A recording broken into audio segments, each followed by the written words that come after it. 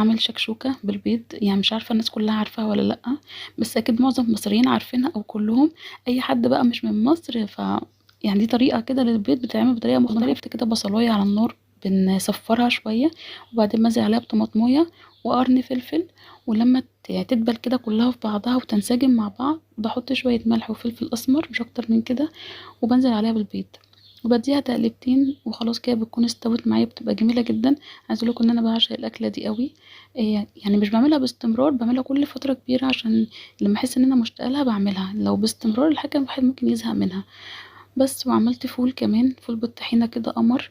بستغرب ان في ناس بتقول ازاي بتحطوا طحينة على الفول يعني. مش عارفة، ده الطحينة على الفول بتخلي طعمه حاجة تانية خالص. ممكن فول يتاكل بالطحينة، ممكن يتاكل بالليمون، مش بنحط الاتنين على بعض طبعا. ممكن يتاكل سادة خالص من غير حاجة، في ناس تعمله بسمنة، ناس تعمله بزيت. فهو الأكل أذواق.